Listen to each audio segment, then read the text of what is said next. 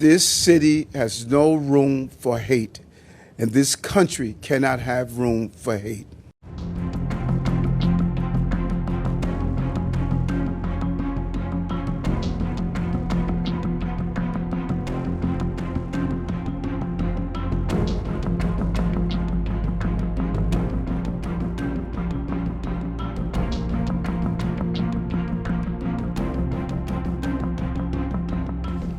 "31-year-old Elias Rodriguez of Chicago, Illinois, is now charged by complaint after his initial appearance before U.S. Magistrate Judge Matthew Sharbaugh with the following: murder in the first degree for the murder of 30-year-old Yaron Lischinsky, a foreign official and official guest of the United States. Mr. Lischinsky was here on official business for the State of Israel. The defendant Rodriguez is also charged with 2 counts of murder in the first degree for both Yaron Lischinsky along with 26-year-old Sarah Lynn Milgrim of Kansas. In addition, there are several felony firearms charges for discharging a firearm in the middle of a violent crime and for causing the death of an individual through the use of that firearm. Private event that it wasn't publicized. So is there any idea how? Anti-Semitism will not be tolerated, especially in the nation's capital. Now, we're going to continue to investigate this as a hate crime and a crime of terrorism, and we will add additional charges as the evidence warrants. So this charging today is the initial charge. Remember, we're less than 24 hours from the crime itself.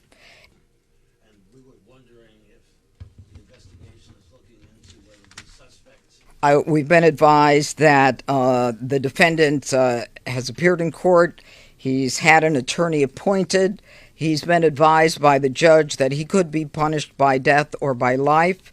And, of course, we sought detention. The defendant waived his right to a detention hearing and concedes to detention, and right now a preliminary hearing is set for June 18th at 1 o'clock.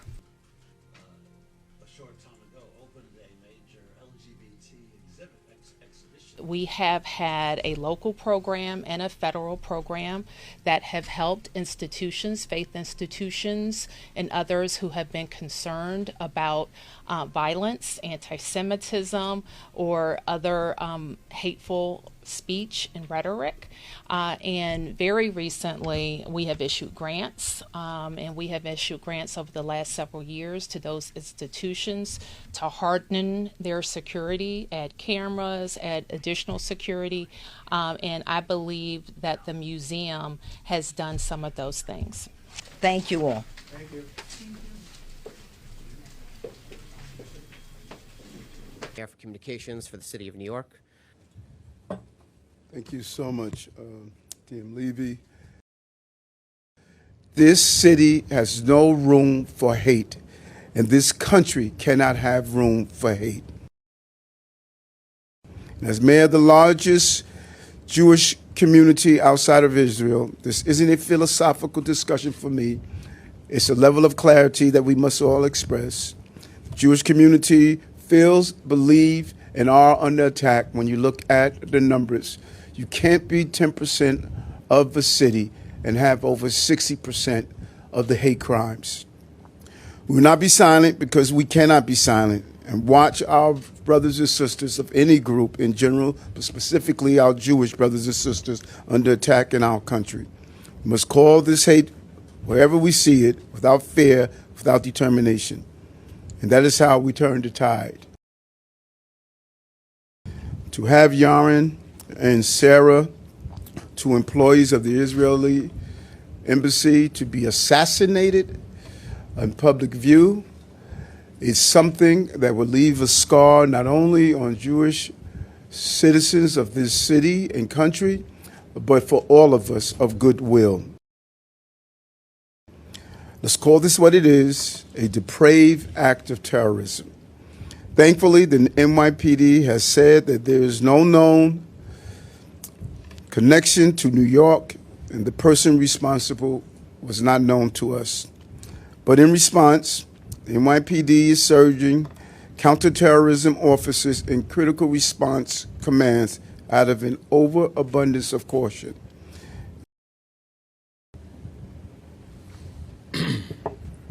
Thank you, Mr. Mayor. I called the mayor and called Rabbi Potasnik early this morning as soon as I heard about what had happened, because it is very important that we understand that this is not just a problem for one community. It's a problem for all of us if we don't stand together when any one of us is attacked. We may not agree on politics, but we must agree that we will not let hate and violence take anyone.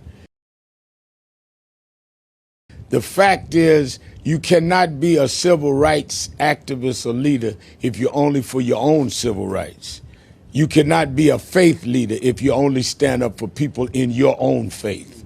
So I would hope that people that see us stand together know we not only stand together for a press conference, we will defend each other's places of worship, education, and each other's right to peaceful protest, whatever we want.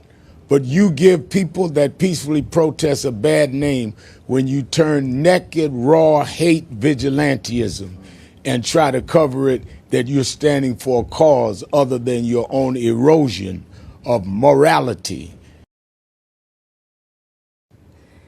When we are seeing people chanting in the streets of New York, in U.S. campuses, and are calling for intifada, globalizing the intifada, and are chanting and calling for the murder of Jews wherever they are.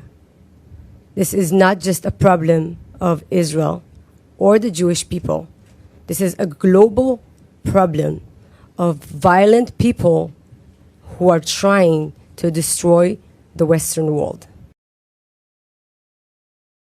Most important thing is we are standing together, and we are going to repeat all the time that we are going to be always united against hate. We say in our tradition that life and death are in the hands of the tongue. And what we have found over the years, that what may start in the mouth or the tongue descends to the heart and ultimately to the hands. Network 18 decimates Times Internet with over 6 times more unique users on social media. Network 18, the undisputed leader of news networks, way ahead of the times.